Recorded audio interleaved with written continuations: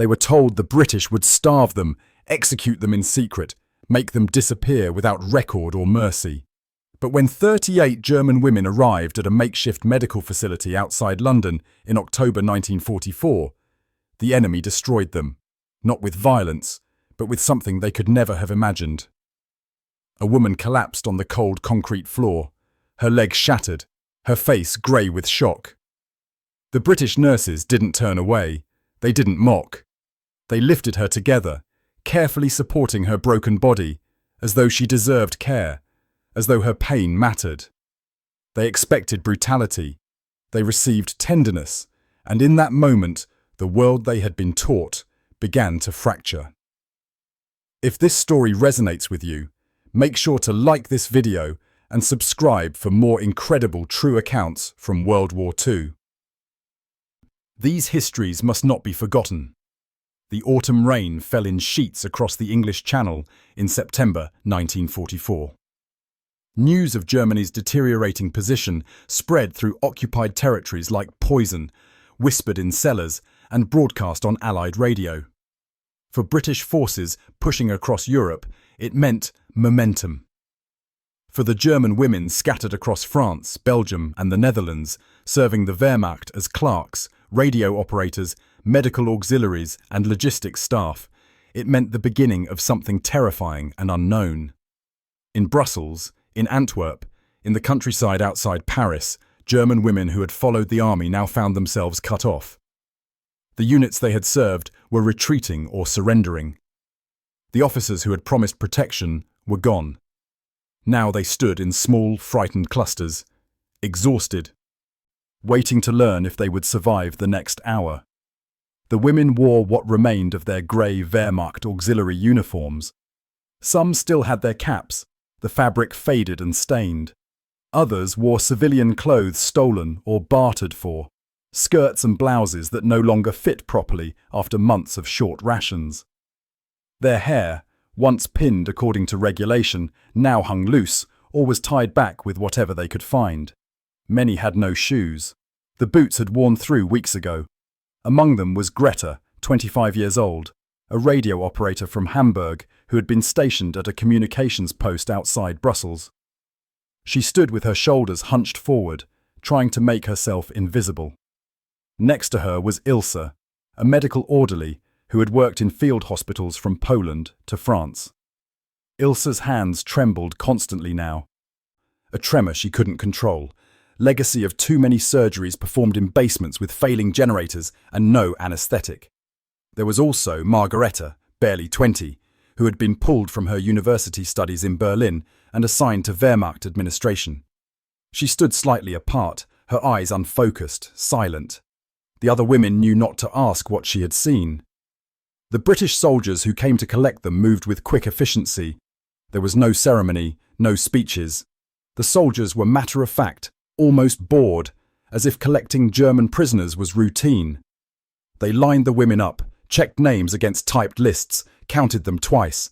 The women kept their heads down, breath shallow, bracing for the violence they had been promised. "Right then, move along," one soldier said, gesturing toward the waiting trucks. His voice was neither gentle nor harsh. It was simply the voice of a man following orders, doing his job. The women climbed into the backs of canvas-covered trucks, pressing against each other, trying to occupy as little space as possible. As the engines rumbled to life and the vehicles lurched forward, some women closed their eyes. Others stared at nothing, minds already preparing for death. The journey took 8 hours. The trucks bounced over damaged roads, past burned villages and abandoned German positions. Through gaps in the canvas, the women caught glimpses of the wreckage. Buildings with their facades blown away. Bridges collapsed into rivers. Vehicles overturned in ditches. At a temporary holding area near the coast, they were transferred to boats. The women moved in silent columns across the dock, their worn shoes scraping against wet wood. British soldiers watched them, some with curiosity, others with expressions that might have been contempt. The women kept walking. The crossing was rough, the channel choppy with autumn storms. Below deck, the women huddled on benches, sick from the motion, sick from fear. the smell of diesel fuel mixed with vomit and sweat. "They will sink the boat," one woman whispered, her voice barely audible over the engine. "They will drown us all where no one can witness it." "No," another replied. "They will take us to England and put us on trial, execute us publicly." Ilse said nothing. She had seen too much death to fear her own anymore. Whatever came would come. She focused on breathing slowly, on staying present, on not letting panic take her. The voyage lasted 5 hours. During that time, they were given nothing, no food, no water, no word of their fate. When the boat finally docked and they were ordered onto dry land, several women could barely stand. England appeared through the rain and mist, grey and unwelcoming. As they were marched off the dock, the women looked around at intact buildings, functioning streets, people going about their lives. Everything was whole. The contrast with the Europe they had just left was staggering. "It's as if they don't even know there's a war," Greta whispered, her voice hollow. From the port, they were loaded onto trains.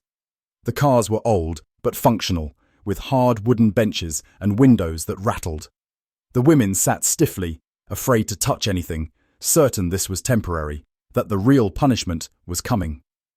The train travelled north for hours. Through the windows, the women watched the English countryside roll past. Fields still under cultivation, towns with undamaged houses, children walking to school. They saw no bomb craters, no burned forests, no refugee columns. The normalcy was incomprehensible. "How is this possible?" one woman murmured. "How can any place still look like this?" Ilse stared out the window, her medical mind cataloguing what she saw. Clean streets, healthy faces, buildings with roofs. She thought of the hospital in Caen, where she had worked until 3 weeks ago, where they had run out of morphine, where soldiers had bitten through leather straps during amputations. She thought of the French civilians she had seen, hollow-eyed and starving. And here was the enemy, living in what looked like peacetime. The train finally stopped at a small station outside London. The cold hit them when the doors opened, damp and penetrating. Buses waited to take them the final distance. The facility appeared as the buses approached. It was a converted school or hospital, a large stone building surrounded by temporary structures. Guard posts stood at the gates. British military police moved about their duties. It looked institutional, functional, grim, but it was not what they had been told to expect. There were no gallows, no execution walls, no crowds of angry civilians, just buildings and guards and the steady drum of rain. The buses stopped at an entrance. The women were told to line up outside despite the rain. A British officer emerged, a woman in uniform with captain's insignia, flanked by a German-speaking translator. "You are prisoners of war," the translator said in German. "You will be processed. You will be given quarters and assignments. You will work. You will be treated according to international conventions. Do you understand?" The women nodded, understanding only fragments. Work, they understood. Treatment remained a mystery. As they stood in the rain, shivering, Greta felt something shift inside her. Not relief. She had learned not to feel relief, but a small opening in the certainty of death. A tiny crack where possibility might exist. They had expected immediate execution. They had prepared for the worst. And yet here they stood, being addressed through a translator, being told about quarters and work. What did it mean? The first stop was the medical building. The women were lined up outside a long structure, recently constructed from wood and corrugated metal. Inside, they could see movement. British nurses in dark blue uniforms. The sight made Ilse's throat tighten. She had been a nurse once, before everything. One by one, they were called inside. The examination room was basic, but clean. Medical equipment lined one wall. A British doctor waited, middle-aged with tired eyes, along with 2 nurses and the translator. When Greta's turn came, she entered with her arms wrapped tight around her torso, eyes fixed downward. The doctor gestured for her to sit. "I need to examine you," the translator explained. "Check for illness or injury." Greta sat rigidly as the doctor approached. She flinched when he moved, but his touch was clinical, impersonal. He checked her pulse, listened to her lungs, looked at her throat and eyes. Throughout the examination, he maintained a detached, professional manner. He was neither cruel nor kind. He was simply a doctor performing his duty.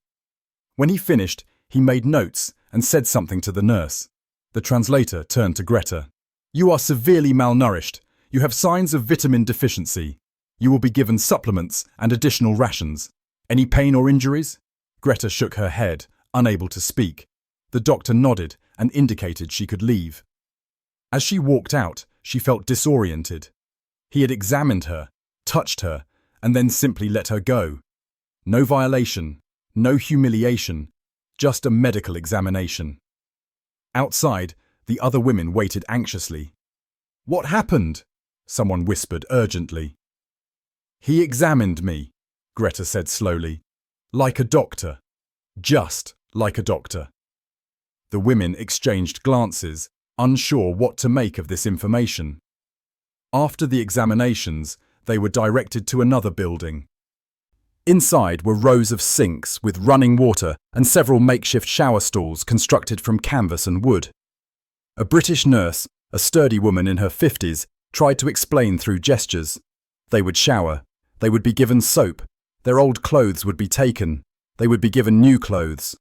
The women stood frozen. This was it. This was the moment. They would be forced to strip, to stand naked before their captors. This was where the degradation would begin. But the nurse simply pointed to the showers and left, closing the door behind her. They were alone. Slowly, hesitantly, the women began to undress. They helped each other with buttons, their movements mechanical, preparing for whatever horror would come next. When they were naked, they stood together, waiting. Nothing happened. Finally, Ilse stepped forward and turned on one of the showers. Water poured out, cold at first, then gradually warming. Steam began to rise. Ilse's eyes widened. Warm water. They had warm water. She stepped under the stream and gasped. It had been over a year since she had felt warm water on her skin. She picked up the rough bar of soap from the shelf. It smelled of lye and something chemical, but it was soap. Real soap. One by one, the other women joined her. They stood under the showers, feeling months of grime wash away. Some began to cry, the water mixing with their tears. Others stood in silence, overwhelmed. Greta scrubbed her skin hard, trying to wash away more than dirt. She worked the soap through her hair, watching the water at her feet turn dark, then gradually clearer.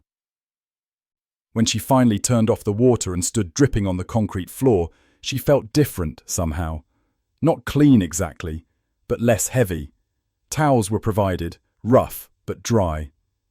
The women dried themselves in silence, still waiting for the cruelty to begin. But there was only the sound of water dripping, the smell of soap, and the strange sensation of being less filthy. After drying, they were given simple clothing, mismatched but whole. Cotton undergarments, wool dresses in various colours, thick stockings. The clothes were worn but clean, mended but functional. They dressed quickly, hands fumbling with unfamiliar buttons. Then they were directed to the canteen. The building was large, utilitarian, filled with long tables and benches.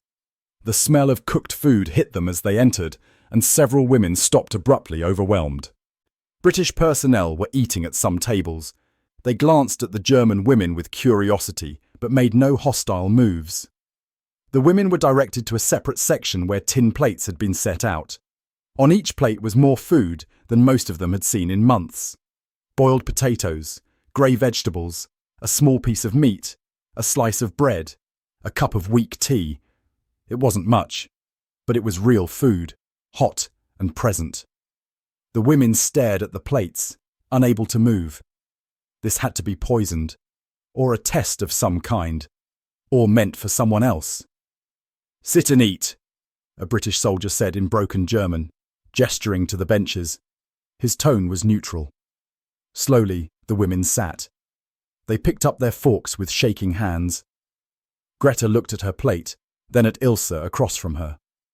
Ilse nodded slightly, and they both took small bites. The potatoes were bland but filling. The vegetables were overcooked but edible. The meat was tough, barely seasoned, but protein.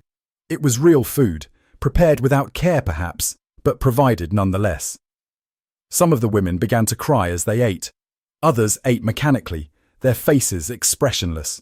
A few couldn't eat at all, their throats closing.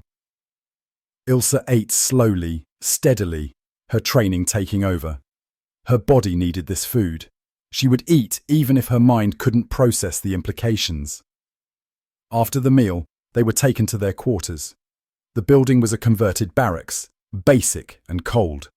Rows of narrow beds lined the walls.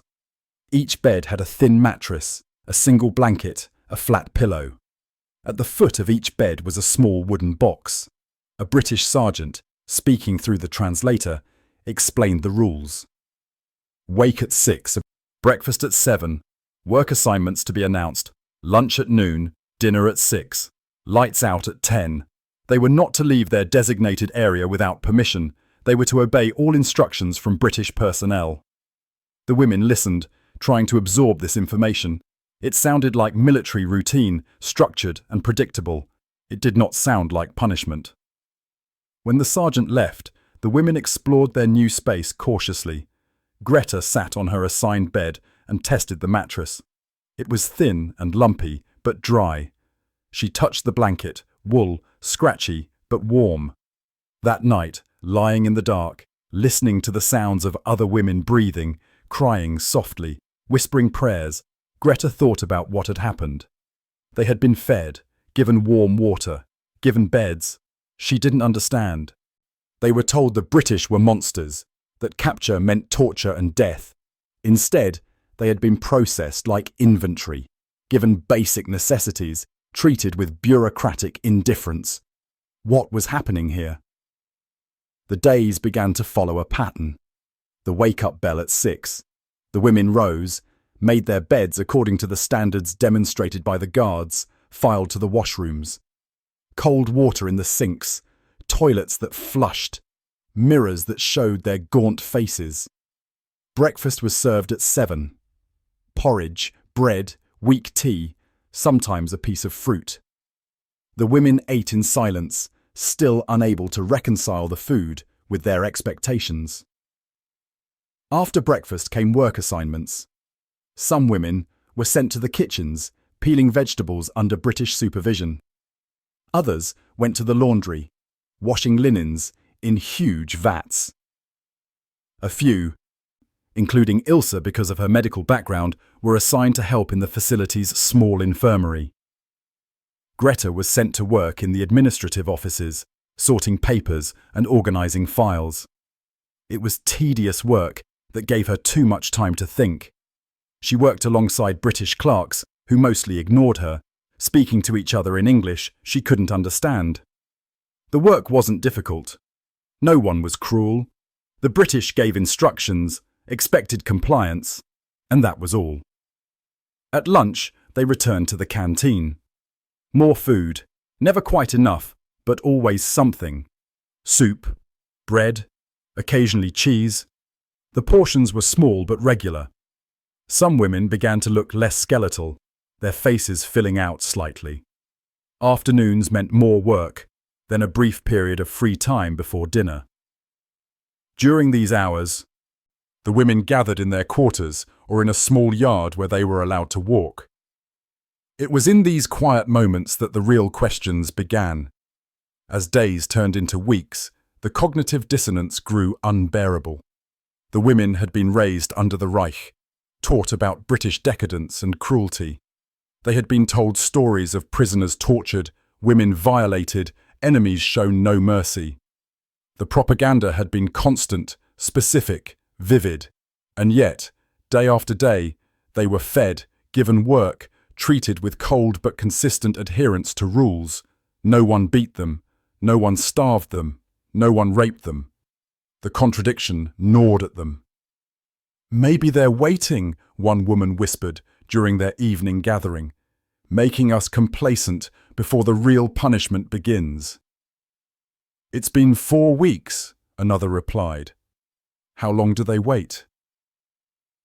Ilse listened to these conversations but said little. She was struggling with her own questions. In the infirmary, she was allowed to assist with basic care. The British nurses treated her with professional courtesy. They showed her their methods, let her help with bandaging and basic treatments, even asked her opinion occasionally. It was almost like being a real nurse again, almost like having purpose. But at night, returning to the barracks, the guilt overwhelmed her.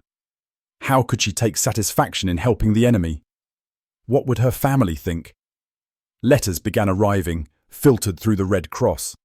The women crowded around anyone who received mail, desperate for news from home. What they learned was devastating. Germany was being destroyed. Cities were being reduced to rubble. Millions were displaced, homeless, dying. One woman received a letter from her mother, the handwriting shaky. "Berlin is gone. Everything is gone. Your father is missing. We have no food. I sleep in a cellar with strangers. I am glad you are alive, but I cannot imagine where you are." The woman read this aloud, her voice breaking. When she finished, silence filled the barracks.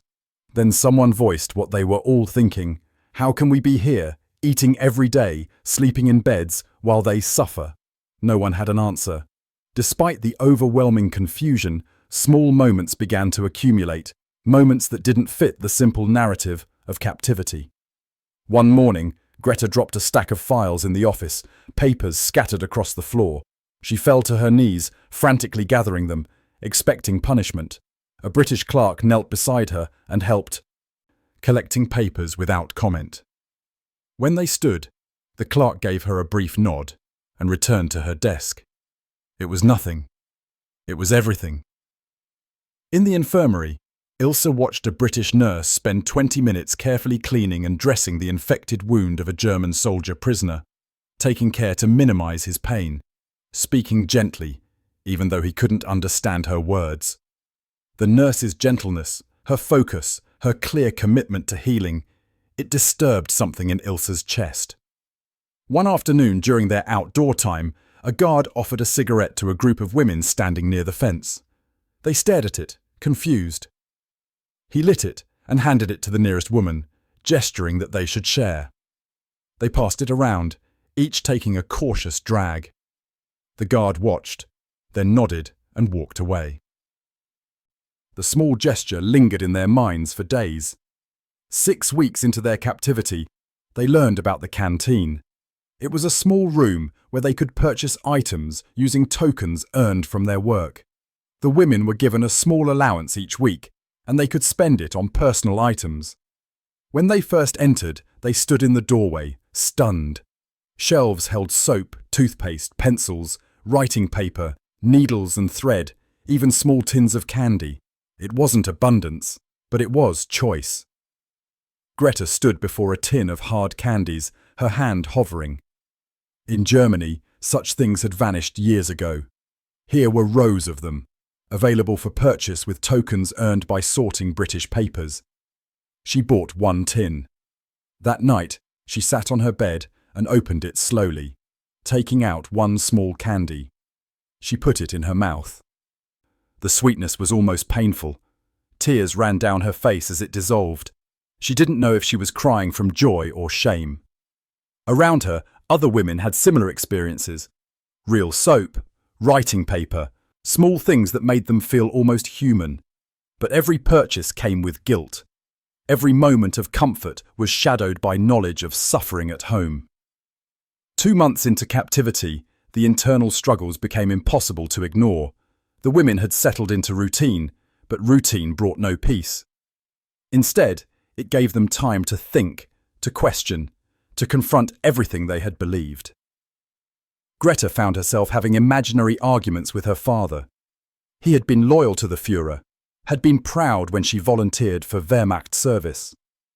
What would he say now if he saw her, filing British papers, eating British food, sleeping safely in a British camp? Would he be ashamed? Would he understand? She had no way to explain this to him. Ilse struggled differently. Her medical training had emphasized observation, evidence, empirical truth. Now that training forced her to acknowledge what she saw. The British medical system, even in wartime, was organized and supplied. The nurses and doctors worked with competence and care. They treated prisoners with the same attention they gave their own wounded. The supplies were limited but managed well. Everything she had been told about British incompetence was demonstrably false. One day she helped treat a wounded German pilot who had attempted to escape and broken his ankle in the process. The British doctor worked for 40 minutes to set the bone properly, using precious anesthetics or taking time to minimize future complications. Afterward, in the break room, the doctor explained through the translator. "He's a patient," the doctor said simply. "I took an oath. That's the beginning and end of it." Ilse thought about this for days. The simplicity of it. The radical idea that a person's humanity could exist separate from their nationality, their actions, their side. In Germany, she had watched resources allocated based on value to the war effort. She had seen prisoners used for experiments. She had participated in a system that ranked human worth. And here was an enemy doctor who apparently didn't. The women began talking more openly about their confusion. At night, after lights out, whispered conversations travelled through the dark barracks. "Do you think we were lied to?"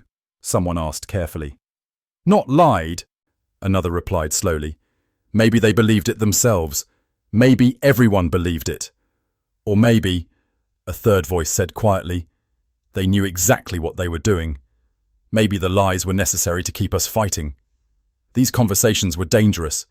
Even here, even as prisoners, speaking against the Reich felt like betrayal. But in this strange liminal space, far from home and everything they knew, the women found they could speak truths they had never dared voice before. Not everyone participated. Some women clung fiercely to their beliefs, insisting that British decency was manipulation, that punishment would come, that loyalty to the Führer was still paramount. These women kept to themselves, refusing to engage with the contradictions. But others, like Greta and Ilse, found they couldn't look away. The dissonance was painful, but it was also clarifying. Each day forced them to choose, believe their eyes, or cling to propaganda that made less sense with every passing hour. 3 months in, something shifted. The women began to recognize a disturbing truth. Britain's greatest weapon wasn't its bombers or its armies. It was this: the food, the medicine, the impersonal but consistent adherence to rules. By treating them according to law, Britain was demonstrating the failure of everything they had been taught.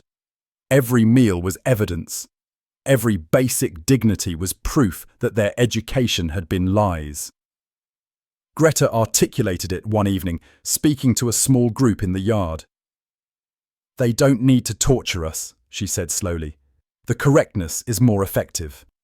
How can we believe we were fighting for civilization when the civilization feeds us and ours let our families starve?"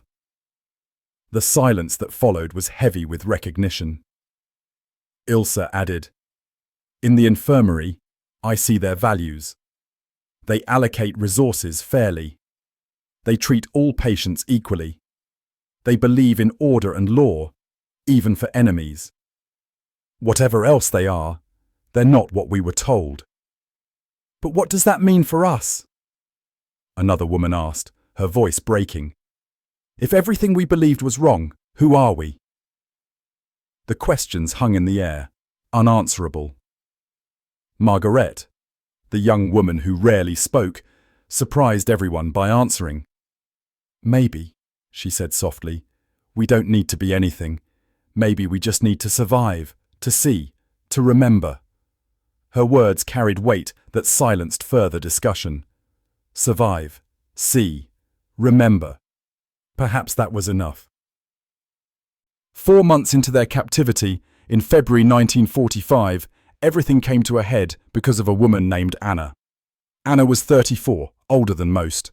She had been a Wehrmacht clerk, a quiet woman who kept to herself, who neither accepted nor rejected their situation, simply endured it with stoic patience. In early February, Anna was working in the laundry when a scaffolding collapsed. A heavy wooden beam fell, striking her left leg. The crack of bone was audible across the room. Anna fell to the concrete floor, her leg bent at an unnatural angle, her face white with shock. The other women screamed. British guards came running. Anna lay on the floor, breathing in short gasps, her leg clearly broken, bone possibly protruding. The women knelt beside her, holding her hands, but there was nothing they could do. "She needs a doctor," Ilse said urgently to the nearest guard. "Now! She needs help!" The guard nodded and ran. Minutes passed. Anna's breathing became more laboured. Her skin turned grey. Shock was setting in. The women could only watch, helpless. Then the door burst open. 2 British nurses entered, moving quickly, carrying a stretcher. Behind them came Matron Davies, the head nurse, a formidable woman in her late 40s, whom the German women had seen but never interacted with. Matron Davies knelt beside Anna on the cold concrete floor. She examined the leg quickly, her hands gentle but efficient. Then she looked up at the other nurses. "We need to move her carefully, very carefully. The leg is badly broken. On my count." But one of the nurses hesitated. "Matron, shouldn't we wait for the orderlies? It's a German prisoner. We can't—" "We can and we will," Matron Davies said sharply. "She's injured. That's all that matters. Now, on my count." What happened next was seared into the memory of every woman present. Matron Davies positioned herself at Anna's shoulders. The 2 other nurses moved to Anna's sides. Together, they slid their arms under Anna's body, supporting her head, her back, her broken leg. "On 3, Matron Davies said. 1, 2, 3. They lifted her. Carefully, slowly, they lifted her onto the stretcher. Matron Davies cradled Anna's head and shoulders, taking most of the weight, her face concentrated with the effort. She held Anna as though she was precious, as though she mattered. The entire room had frozen. Everyone was watching. German prisoners, British guards, laundry workers, all staring at this scene. And then someone cried out. It was Greta. She stood with her hands pressed to her face, a sound escaping her throat, half sob, half gasp. The sound broke whatever dam had been holding back the other women's emotions. One by one they began to cry, not quiet tears, but deep, wrenching sobs. Matron Davies looked up, clearly surprised by this response. She glanced at the translator who had arrived. "What's wrong?" she asked. "What did I do?" Ilse tried to explain, but her voice was choked. You touched her. You carried her. You held her like she was human." Matron Davies frowned. "She is human. She's injured. Now please step back so we can get her to the infirmary." She turned back to Anna, adjusting the stretcher, checking the leg, completely focused on her patient, as if nothing unusual had happened. But for the German women, everything had changed.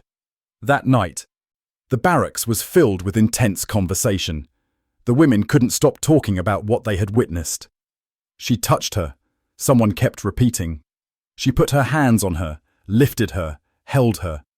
An enemy woman, worthless to her, and she carried her like she was valuable." "Of course she did," another replied. "To her, she's not an enemy. She's a patient who needs help. That's what we saw. That's what they believe." Greta sat on her bed, still shaken. She had been changing gradually, her certainties eroding. But this moment had shattered something fundamental.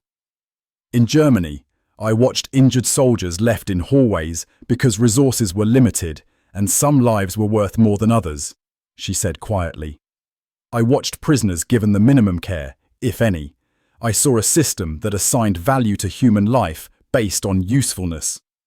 And now I've seen the enemy demonstrate a different system, one that says a person is a person regardless. I don't know what to do with this knowledge. It hurts. It changes everything. But I cannot unknow it. I cannot pretend I didn't see what I saw. Everything we were taught was lies. And I don't know how to rebuild from that. Around her, other women were having similar reckonings. Years of education, of propaganda, of certainty, collapsing under the weight of one act of basic human decency. Over the next weeks, Anna slowly healed. The leg had been set properly, casted, elevated. Matron Davies checked on her daily, adjusting her care, monitoring for infection with the same attention she gave any patient. The German women visited whenever allowed. They sat beside Anna's bed, held her hand, and they watched the British nurses work with something approaching wonder. Ilse was allowed to assist with Anna's care. She learnt their techniques for preventing infection, their methods for managing pain, their approach to rehabilitation. Matron Davies taught her patiently, explaining each procedure. "Why?"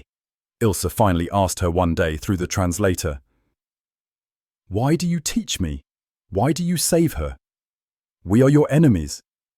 Matron Davies looked at her for a long moment. Then she spoke slowly, waiting for translation. "The war will end someday. When it does, Germany will need nurses. Good nurses who know proper technique. I'm teaching you because you want to learn and because patients will need you."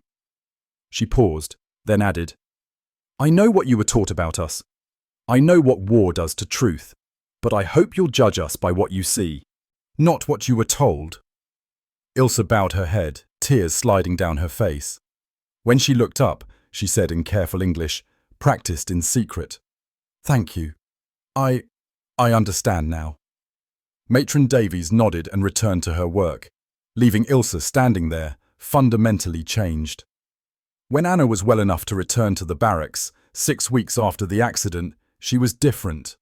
Not just physically healing, but changed in some essential way. She had been cared for, had felt the value placed on her life, had experienced compassion from those she had been taught to fear and hate. The night she returned, the women gathered around her bed. She spoke quietly, her voice still weak. "When I was lying on that floor, in pain, terrified, I prayed," she said. "I prayed for it to end quickly. But she lifted me. She held me as though I mattered. And in that moment, I understood that everything we believed was false." She looked around at the women. We were taught we were superior, that our way was the only way, that the enemy was subhuman. But I have been shown more humanity by the enemy than I ever received from those who claimed to serve the greater good. What does that mean? What do we do with that truth? The women had no answers, but they didn't need answers anymore. They needed to acknowledge what had happened, to bear witness to their transformation, to accept that they could never return to who they had been. The war was ending. But for these women, a new kind of struggle had begun. The struggle to reconcile two realities, to build new understanding from the ruins of old certainty, to learn how to exist in a world more complicated than they had imagined. The months following Anna's recovery were different. The women continued their routines, continued their work, continued living in the space between captivity and care. But something fundamental had shifted. They no longer spent energy waiting for brutality to begin. They accepted that this was how it would be. Food, work, basic medical care, small consistencies. They were prisoners, yes, but treated with a baseline of adherence to law that contradicted everything they had been taught. Greta became more capable at her office work. She learned some English, enough to understand basic instructions, and occasionally make small conversation with the British staff. One of them, a woman named Helen, began bringing her newspapers, teaching her phrases, treating her like a colleague rather than an enemy. "You know," Helen said one day, "you're not what I expected. When they said we'd have German prisoners working here, I thought, well, I don't know what I thought, but you're just a person, just a woman trying to survive this." Greta smiled sadly. "Yes, just a person. We are learning this also." Ilse continued working in the infirmary, her skills improving under Matron Davies's guidance. She was trusted with more responsibility, allowed to work more independently. The other nurses accepted her presence, even consulted her on some cases. It felt like being a real nurse again. It felt like having worth. But the guilt never fully left. Every moment of purpose was shadowed by thoughts of home, of family suffering, while she lived in relative safety. In the spring of 1945, news came that Germany had surrendered. The announcement caused complex reactions among the women. Relief, certainly. The war was over, they had survived, but also fear. What would they return to? What would they find? And underneath those practical concerns ran a deeper anxiety. How would they explain what had happened to them? How would they describe their treatment? Would anyone believe them? Would they be condemned for adapting, for surviving, for working alongside the enemy? "I'm afraid to go home," Greta admitted one night. "Not because I want to stay here, but because I don't know who I am anymore. The person who left Germany doesn't exist. The person going back is someone different." Many women shared this feeling. They had been changed by this experience in ways they couldn't fully articulate. They had seen their enemies demonstrate more decency than their own leaders. They had received basic dignity when they expected cruelty. They had learned that the world was more complex than propaganda allowed. How do you return to simplicity after you've seen complexity? How do you unknow what you've learned? The last week at the facility was strange. The women packed their few belongings, said goodbye to the places that had become familiar. Some of the British staff seemed genuinely sorry to see them go. Helen gave Greta a small book, a dictionary. "Learn English well," Helen said. "Maybe someday we can write to each other as friends, not as former enemies." Matron Davies called Ilse into her office on the last day. She handed her a letter, written in English. "You're a skilled nurse," she said through the translator. "Don't let what happened to your country make you forget your own abilities. You helped save lives here. You can help save lives there." Medicine transcends politics. Ilse took the letter with trembling hands. "I will never forget," she said. "What you taught me, what you showed me. I will try to honour it." The day of departure arrived. The women were loaded onto buses, then trains, retracing the journey they had made months before. But they were different travellers now. They had arrived terrified, convinced they were heading toward death. They left confused, changed, and fundamentally different. The train took them to the coast. The boat that would carry them across the channel waited at the dock. The women stayed together, a unit bound by shared experience. They talked quietly about what they would find, what they would say, how they would explain. When the German coast finally appeared on the horizon, many women began to weep. Home. After everything, they were going home. But the Germany they returned to was unrecognizable.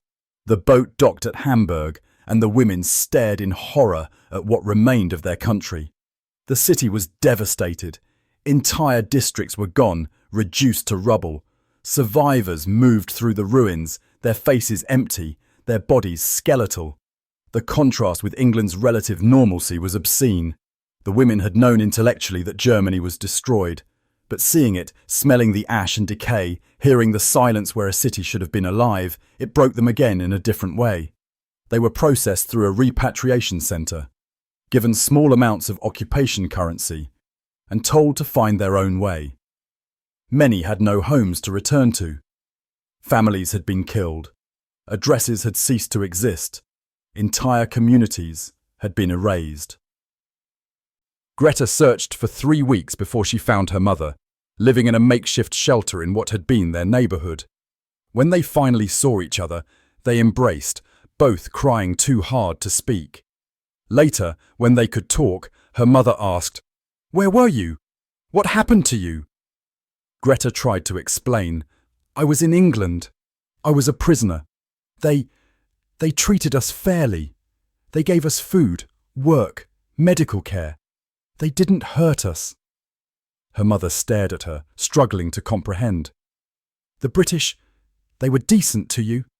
Yes, Greta said quietly. They were correct. They followed their rules. And I don't know how to feel about that. We were enemies. They defeated us. But they treated me with more consistency than I had any right to expect. Her mother held her hand tightly. Then you were fortunate, she said finally. You survived. That's what matters. You can process the rest later. Decades passed. The women who had been prisoners in England scattered across divided Germany, making lives for themselves in the new reality. Some never spoke of their experience, afraid of judgment, unable to articulate what it meant. Others told carefully edited versions, leaving out the parts that challenged the narratives of the time. Ilse became a nurse again, working in a West German hospital. She used the techniques Matron Davies had taught her, implementing British medical standards, advocating for systematic patient care. When colleagues asked where she learned such methods, she told them. Most were skeptical, unable to reconcile the image of the enemy with the teacher she described. Greta became a translator. Her English learned in that British facility, serving her well in the new, divided world. She taught her students about the importance of seeing beyond propaganda, of judging people by their actions rather than their nationality. She never explicitly told them about her captivity, but the lessons she had learned there informed everything she taught. In 1984, nearly 40 years after the war's end, several of the former prisoners organized a reunion. 9 of them managed to attend, elderly women now, gathering in a small cafe in Frankfurt. They shared memories, filled in gaps, compared notes on what had become of their lives, and they talked about the experience that had defined them. Do you remember when Matron Davies lifted Anna? Someone asked. Everyone nodded. Of course they remembered. It was the moment everything changed. Anna, now in her 70s but still sharp, spoke quietly. I've thought about that moment every day since, she said. Not because it was extraordinary, but because it shouldn't have been.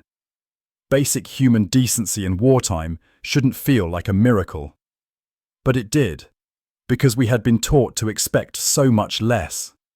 She paused. I think that's what I want people to understand. Not that the British were perfect. They weren't.